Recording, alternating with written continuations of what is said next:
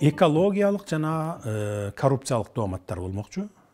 Муну 2012 жылы биринчи жолу көтөрүп чыкканымда өзүңүздөр деле билгенсиздер. Архивди көтөрсөңүздөр ошол жерден баары турат, ачык айкын. Биринчи маселе ошо экологиялык маселе болчу. Анткени баардыгын баягы эл аралык нормаларды сактабай, биздин өзүбүздүн Кыргызстандын ичиндеги деле мыйзамдарыбызды, жанагындай экологияны кандай сакташ керек. Мисалы бир жерден ошо алтын казып алып атсаң, үстүнө алып коюп баягыдай кылып кайра баягы рекультивация жасаганда ордуна калыбына келтиребиз деген бир нормалар болот эмеспи? Андан сырткары мөңгүлөргө тийбейбиз деген. Бул жерде таптакыр аткарылган эмес да ал нормалар. Келишимдеки баягы пункттардагы өзүнүн баягы милдеттенмелери дагы эч бирөө аткарылган эмес. Коррупциялык моменттери бар. Мисалы, кагаз жүзүндө берген отчету менен практикалык жүздө кылган иши дал келбейт бири-бирине. Мына ушундай маселелерди мен 8 жыл мурун, 9 жыл мурун мындан 2012 жылы көтөрүп чыкканмын. Келишимдин өзү акыйкат болгонбу?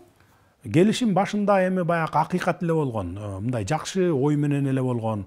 Анткени аларга 70%, бизге 30% калыш керек болчу. Ошондой башталып келген, иштеп келген, анан баягы жыл сайын дивиденд, өзүбүздүн долядан 70%тен дивиденд алып турмакпыз. Аны биз дээрлик 15 жыл башталгандан баштап 10-15 жыл эчтеке алган эмеспиз, бир тыйын. Болгону салык, анан социалдык фондко, анан эле ошо иштегендердин зарплатасын берип келген. Свет төлөгөн, баягы электроэнергия. Бул эми милдеттүү түрдө төлөнөт да бардык жакта. Бирок дивидендтерди албай келген да. Анан дивидендти бергенде дагы бир мизерминдай кичинекей дивидендтерди берип койгон. Мындайча айтканда, кыскасын айтканда, эмне үчүн коррупциялык дооматтарды коймокмун деп атам, анткени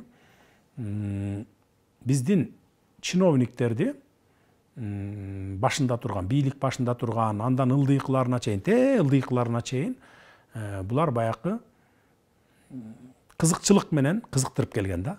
Анан бардыгы көз жумган ошого. Мунун баарын текшерсек чыгып калат бүт баары теңчи. Анткени мен баягы 2012 жылы 4 ай текшерип, бирок тереңине чейин кире алган жокмун, анткени көп кагаздарды баягы жашыруун деп бербей, анан бизде жок, аны Канададан Центера Голдтон алыш керек деп бербей койгон көп кагаздар болгон. Эгер ошол кагаздарды ала турган болсок, Кудай буйрса, бардыгы ачылып калат да.